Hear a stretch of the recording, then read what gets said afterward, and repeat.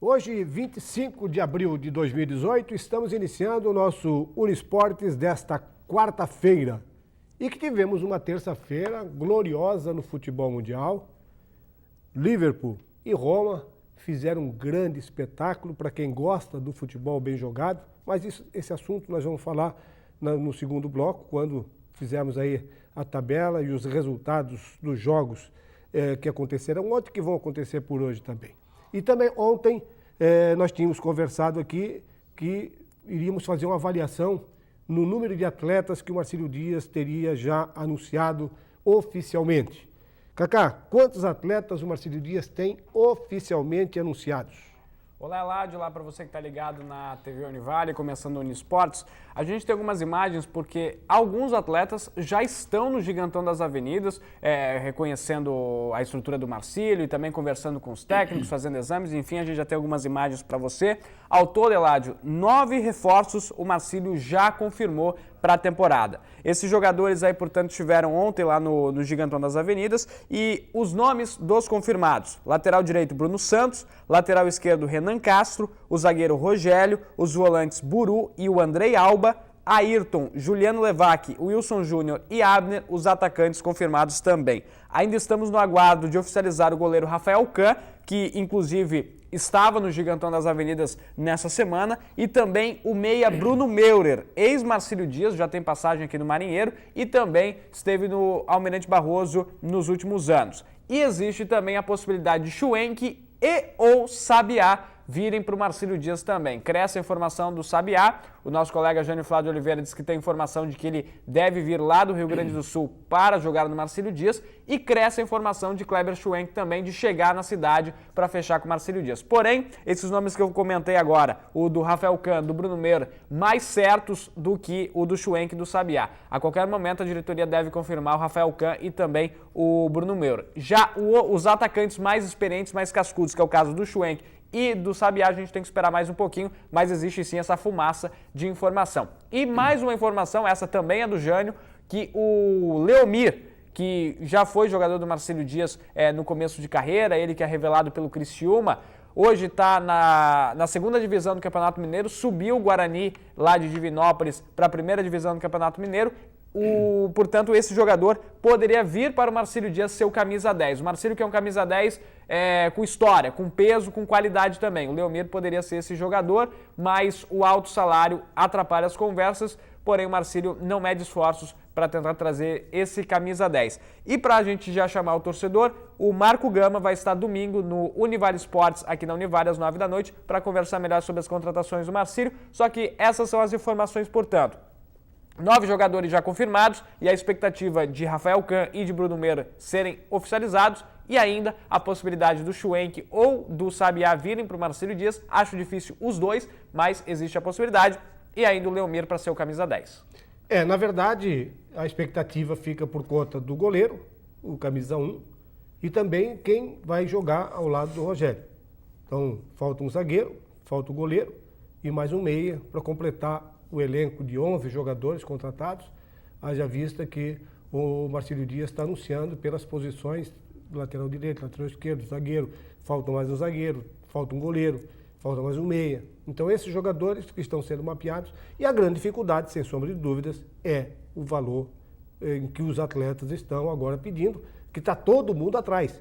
Todos os times estão querendo contratar. Quem tiver mais bala na agulha vai levar o jogador com mais qualidade, o jogador com mais habilidade para cumprir os compromissos. O Eladio, sobre o Leomir, existe a concorrência do Motoclube lá do Maranhão, que vai jogar a Série D do Campeonato Brasileiro. É tentador, claro, você jogar uma divisão nacional por um Motoclube que já está meio que consolidado no cenário nacional para jogar uma Série D, deve brigar pelo acesso na Série C, mas se o Leomir optasse por jogar lá no Motoclube, ele teria certo apenas 6 partidas, que daria aí acho que nem 3 meses, daria 3 meses de contrato. Se ele escolhesse o Marcílio Dias para a Série B do Catarinense, ele teria 3 meses da competição, possibilidade de continuar para a Copa Santa Catarina, o que daria mais uns 4 meses, seria 7 meses de contrato, e se ele de fato tem futebol para jogar com toda essa expectativa que a gente tem no futebol dele, ficaria com certeza para o ano que vem. Então ele teria quase que 1 ano de contrato aqui no Marcílio Dias e seria mais viável vir para o Marinheiro, mas existe a concorrência do Motoclube. O problema é de quanto o Marcílio pode pagar para o Leomir, né? Não sei quanto que ele deve ganhar, quanto que ele ganha lá no Guarani, quanto que ele ganharia no Motoclube, mas com certeza é um salário acima do padrão da Série B, mas o Marcílio vê com bons olhos a contratação do Leomir. E mais uma informação, mais 6 jogadores devem ser apresentados ainda nessa semana e o Marcílio deve apresentar mais um zagueiro acima dos 23 anos. Então a gente já tem o Rogério com 30 anos, mais de 30 anos, e deve vir mais um zagueiro aí acima dos 23, talvez na casa dos 30 anos. Mas vai dar para antecipar, porque no domingo vai estar aqui o Gama. E lógico que nós vamos também procurar saber dele. Mas oficialmente já dá para dizer quando é que o Marcílio Dias vai apresentar o seu grupo? Final do mês, lá pelo dia... Final do mês é segunda-feira. Semana que vem, vamos botar. Vamos botar semana que vem. Segunda-feira, dia 31. Semana que vem. E a gente pode pressionar o Gama também, mas acredito que semana que vem. Até porque os clubes foram adiando, né? O Barra falou pra gente na semana que vai, na primeira semana de maio, né? Agora, acredito que segunda-feira, provavelmente a gente já deve ter a apresentação, porque oficializado a gente já tem 9, deve ter mais 6 essa semana, mas o Marcílio Dias está trabalhando sim, o torcedor pode ficar tranquilo que os jogadores só faltam assinar para o Marcílio estar jogando os nomes e a gente tem essas informações também, jogadores de qualidade para o Marcílio Dias poder brigar pelo acesso. Falar em apresentação, o Barroso já anunciou quando vai apresentar o grupo de jogadores, a sua torcida? Exatamente. O dia que o Barroso vai apresentar aí boa parte do plantel para a Série B vai ser nessa quinta-feira. O Barroso, portanto, chama inclusive torcedores, simpatizantes para prestigiar, a imprensa também. Série B do Catarinense, o Barroso vê com bons olhos, quer brigar pelo acesso também.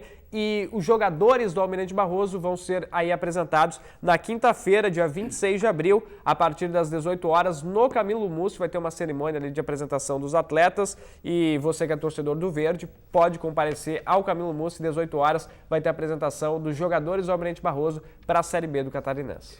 E também aqui no Esporte Amador de Itajaí, nós tivemos aí a notícia do técnico Eurico, que é do Karatê. Ele está sendo convocado para a seleção brasileira? Exatamente, Ládio. Foi convocado até pelo bom trabalho que ele desempenha na Fundação Municipal de Esporte e Lazer aqui em Itajaí. Está na tela para você o Eurico Chopchak. Ele foi convocado para estar à frente da Seleção Brasileira de Karatê. Olha aí, o Eurico já está em Guayaquil, no Equador, para atuar no Campeonato Sul-Americano. A disputa começou na segunda-feira e ela segue até domingo. O Eurico é convocado para a seleção desde 2013 e a convocação do treinador neste ano foi divulgada pela Confederação Brasileira de Karatê no dia 13 de abril. São 111 atletas que vão representar o Brasil e 6 técnicos, um deles é o nosso Eurico. Do total, 16 são catarinenses e 3 levam o nome de Itajaí. Temos 3 atletas na seleção, são eles o Gabriel Krieger, Galassa, a Tauana e a Tainan Foscarini. Portanto, 3 atletas da seleção brasileira, além do treinador, que é um dos treinadores da seleção para esse campeonato sul-americano que está acontecendo em Guayaquil, lá no Equador. E a gente, mais uma vez, tem o itajaiense. Aliás, temos alguns itajaienses representando o nosso país em campeonatos esportivos mundiais. O Eurico é merecedor dessa convocação, até pelo trabalho que ele fez aqui no Karatê em Itajaí, representando o nosso município nos Jogos Abertos, Jogos Universitários. Ele teve uma passagem brilhante na formação desse grupo de atletas que ele tem trabalhado e tem se destacado. Então, por isso, ele é merecedor, sem dúvida nenhuma, dessa convocação para ser técnico da Seleção Brasileira de Karatê.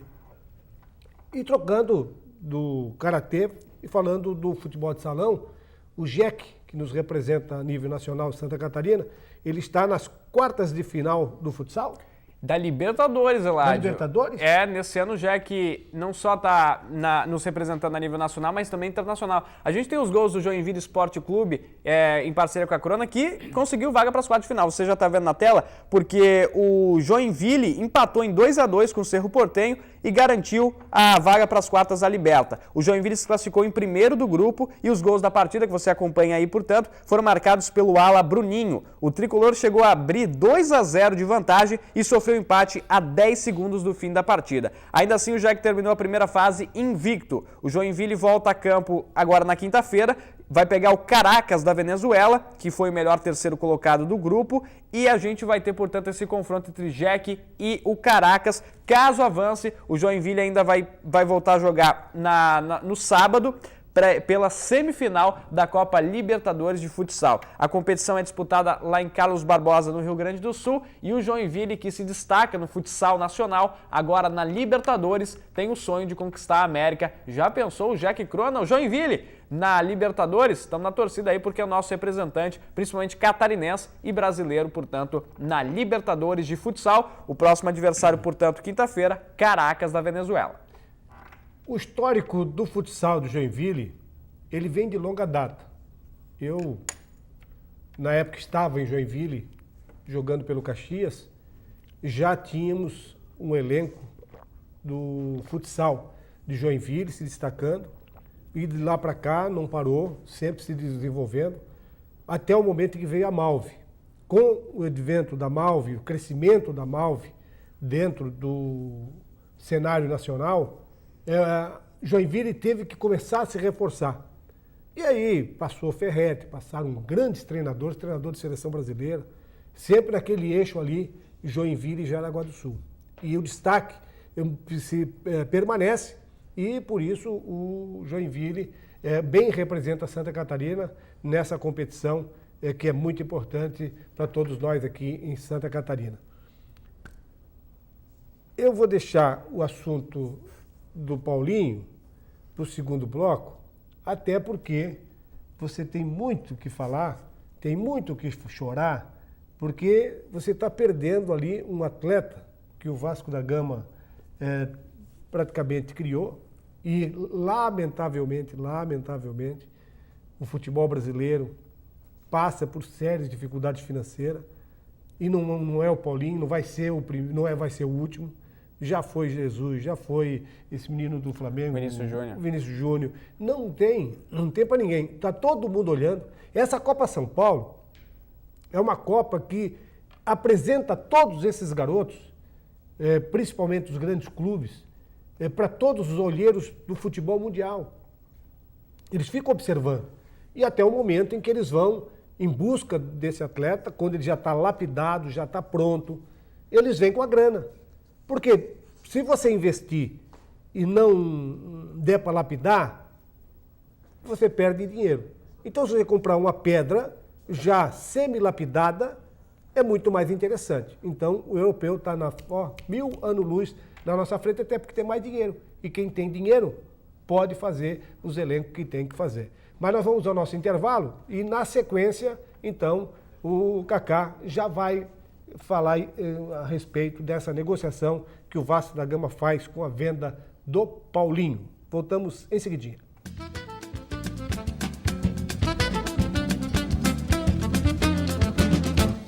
Estamos de volta e este segundo bloco nós temos o apoio do Restaurantes Paraty, a sua casa fora de casa, servindo almoço de segunda a sábado, com uma grande variedade de carnes e saladas. É uma comida caseira.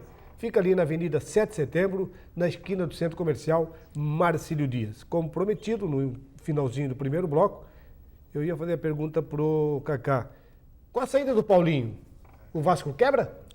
Pois é, Lade, só para explicar para o nosso telespectador, então, a informação agora pela manhã, nem pela manhã, por volta do meio-dia, segundo a ESPN, o Vasco acertou a venda do Paulinho para o Bayer Leverkusen por 25 milhões de euros, o que passa aí da casa dos 100 milhões de reais. E segundo as informações também, é que é 25 milhões de euros, mais 10 milhões de euros por metas alcançadas. Então, mais ou menos 35 milhões a venda do Paulinho.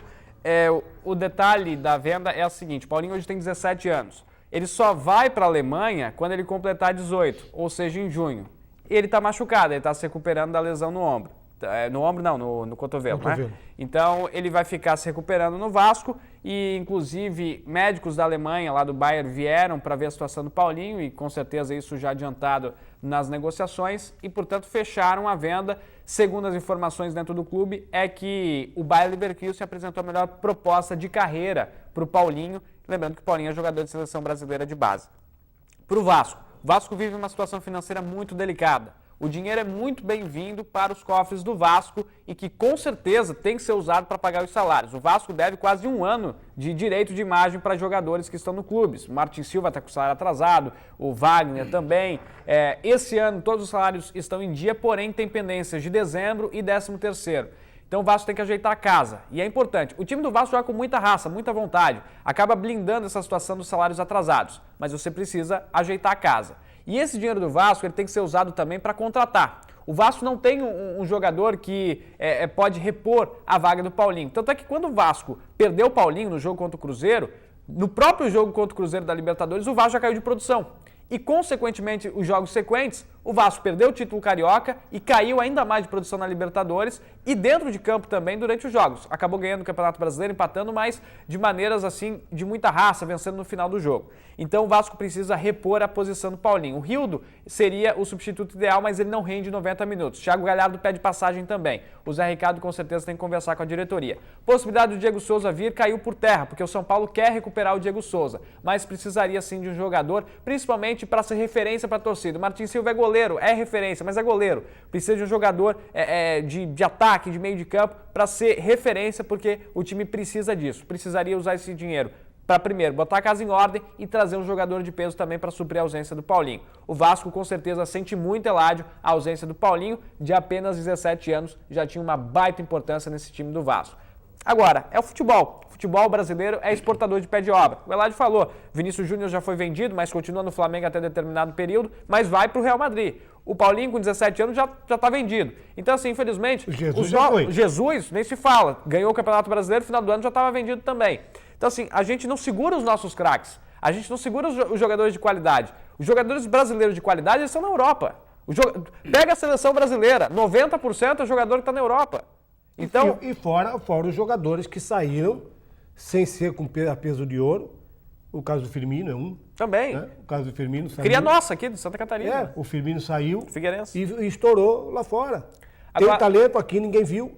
Ninguém apostou e ele acabou estourando. Pega o nosso Campeonato Brasileiro, você faz ali, não enche essa mão de quantos jogadores do Campeonato Brasileiro fazem parte da seleção brasileira. Então, infelizmente, os nossos jogadores, os de qualidade, não ficam aqui. E os que despontam, infelizmente, rapidamente vão para a Europa. Mas é o que o Eládio falou, lá na Europa eles têm dinheiro, futebol é negócio e quem tem dinheiro manda no mercado. Então, os europeus estão mandando. Vinícius Júnior no Real Madrid, Gabriel Jesus que foi para o City e agora o Paulinho do Vasco vai para o Bayer Leverkusen. Sucesso ao Paulinho, com certeza vai ser um jogador de seleção brasileira e vai ser muito importante para a gente também. É uma pena pro futebol brasileiro, mais uma perda de um grande jogador.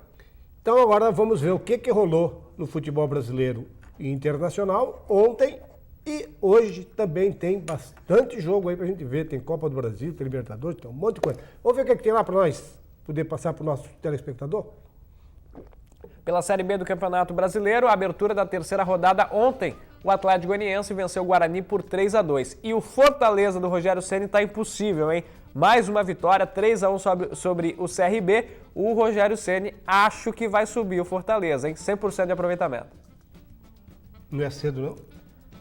É cedo, mas já é a apresentação de um grande trabalho, né? Olha o Fortaleza aí, 9 pontos, líder do campeonato. O nosso Figueira não jogou, mas também tem 100% de aproveitamento. Vai jogar ainda no complemento da rodada, tem 6 ainda na vice-liderança. Paysandu e Vila também completam o G4 com 6 pontos. O Atlético Goianiense chega perto ali com 6 pontos, jogou ontem com a vitória, né? Oeste e São Bento com 4, Guarani, CSA e Sampaio Corrêa tem 3 pontos.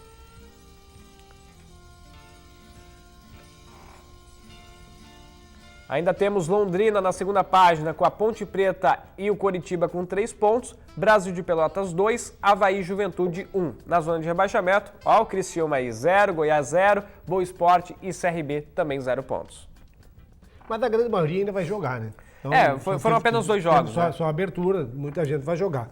Agora, o jogo de ontem, que eu abri aqui o nosso programa falando no grande jogo que foi apresentado, tanto pelo Liverpool quanto pelo Roma.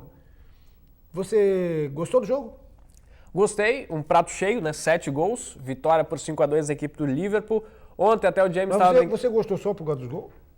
Os gols já deixam o jogo diferente, né? Agora, a postura do Liverpool foi uma postura muito boa. Acho que o Liverpool acordou pro jogo quando o goleiro quase tomou aquele frango, né? Que ele espalma, a bola bate na trave e vai. Mas se ele toma aquele gol, seria o frangaço da rodada e o goleiro do Liverpool estaria aí em maus lençóis. Agora, a gente tinha falado ontem do Salah, né? O Salah, de fato, arrebentou ontem. Firmino também, né? Nem gostei do técnico ter tirado ele. Firmino, inclusive a partida de ontem do Firmino, o credencia sim a ser o 9 da Copa, hein? Gabriel Jesus tem que abrir o olho, porque pela partida que o Firmino jogou ontem, pede passagem de titular da Copa. Gabriel Jesus fez muito menos para estar de titular. Então, assim, 5-2, 2 gols do Salah, 2 gols do Firmino, os dois vão estar na Copa. Mas, assim, a partir do momento em que o Liverpool abriu 5-0, é que a Roma parece que também despontou para o jogo. E a Roma conseguiu descontar para 5-2. Agora, a gente tem uma situação complicada aqui, porque o 5-0 mataria o jogo da volta, né? Mataria no sentido de que a Roma não conseguiria reverter 5 gols contra. Agora, alimenta a esperança porque contra o Barcelona, a Roma tinha tomado no Camp Nou 4-1 e conseguiu vencer por 3-0 em casa e classificar. Então deixa a Roma com esperança assim, de se classificar. Até porque lá no Olímpico de Roma, coisas acontecem e o Barça morreu lá. O Liverpool tem que jogar com muito respeito o jogo da volta. Não acho que esteja em aberto. Eu vou comentar da mesma maneira como eu falei nas quartas de final. O Liverpool está encaminhado para a classificação, assim como o Barcelona estava. Agora, o futebol, ele é imprevisível. O Roma pode ter de novo uma classificação histórica, como passou pelo Barcelona, pode passar pelo Liverpool sim. O Liverpool tem as cartas na mão para se classificar. Não, mas na verdade, esse jogo de ontem foi um jogo de uma escola. Nós vimos que o Roma tentou reprisar a forma de jogar contra o Barcelona. Marcação alta lá na saída de bola, dificultando a saída do Roma. O Roma teve dificuldades para sair jogando e achou onde? Achou no acreditar que o Salah e o Firmino eram jogadores ofensivos, jogadores de definição, de finalização. Quando você não pode trabalhar o meio de campo que está congestionado, o que eles fizeram? Eles colocaram essa bola longa. E na bola longa, teve 2, 3, eu acho que deu mais de 4 impedimentos, mas foi uma proposta de jogo usada pelo Liverpool. E essa vantagem que o Liverpool colocou, é lógico, no entusiasmo do torcedor do Roma, vai achar que vai reprisar. Não vai reprisar, não. Ô Eladio, sobre o Liverpool... Porque é uma diferença entre o Liverpool e o Barcelona. O Barcelona não sabe marcar. O Liverpool tinha usado essa estratégia quando eliminou o Manchester City. Também de marcar pressão lá em cima.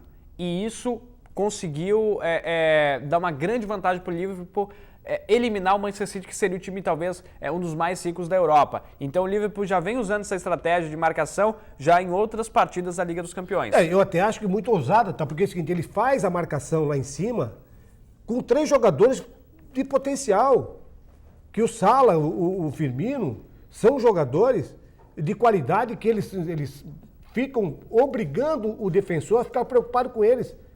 O Salah só vinha buscar, como o próprio Firmino vinha buscar a bola, quando o zagueiro saía com a bola dominada. Quando a bola estava no time do Liverpool, eles simplesmente iam para frente. É lá, meu lugar é lá. E aí recebiam a bola e fez o que fez. Agora, o gol que o Salah fez, o primeiro gol que ele fez, é uma pintura de gol de craque. Ele viu. Ele bateu consciente.